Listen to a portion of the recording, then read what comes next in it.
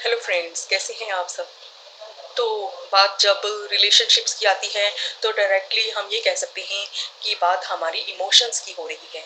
तो जो इमोशंस हैं, तो इमोशंस जो होते हैं, हर एक इंडिविजुअल के अपने अपने इमोशंस का लेवल होता है। तो उस पे ही जो सारे रिलेशंस टिके होते हैं। तो कई बार होता है कि कहने में और करने में बहुत अंतर होता है।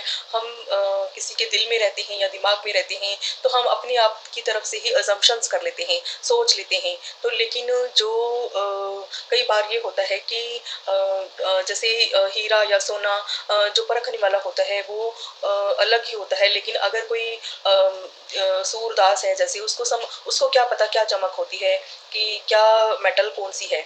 तो वो उसको दिखाई ही नहीं देगी, चाहे वो उसकी जीवन से लेके मृत्यु पर्यंत ऐसे बंदे को जो जो सूरदास है उनको नहीं दिखाई देता है।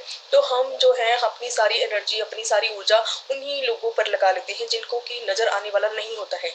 तो इसमें किसकी हम बोलेंगे कि जो थोड़ी-सी कोशिश है, ज़्यादा है, वो किसकी है? अपनी टाइम एनर्जी की जो हम इन्वेस्टमेंट कर रहे हैं, तो बाद में मतलब कि ये ना सोचें कि हमें भी वापसी में कुछ मिले। तो इसलिए तो कहते हैं ना कि जो बंदर है उसको अदरक का स्वाद नहीं मालूम हो सकता। तो हम ही होते हैं कि हमारा ही हमारे इमोशंस को हम नहीं जान रहे होते।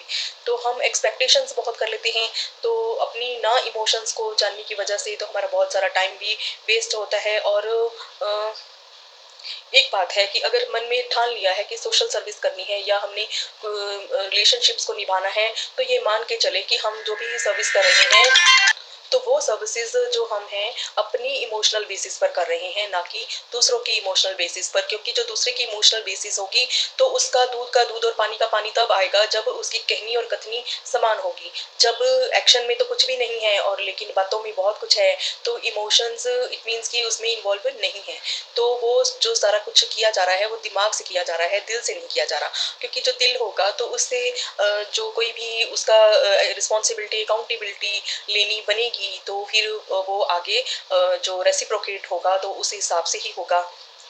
तो इसलिए बाउंड्रीज जो सेट करनी होती है वो भी एक तरह का हाइजीन है। तो उसको मेंटेन करना बहुत ज़रूरी होता है। तो इसीलिए जो देख के, ताकि आपकी माइंड की फिटनेस पर कोई भी इसका ओवरड्यू इम्पैक्ट ना हो, तो उसके अकॉर्डिंग ही अपनी एनर्जीज को कंट्रीब्यूट करें। तो यूनिवर्स के माध्यम से आप सबको बहुत बहुत ब्लेसिंग्स सेंड करते हुए यहीं पर अपनी वीडियो को विराम देती हूँ। बहुत बहुत धन्यवाद।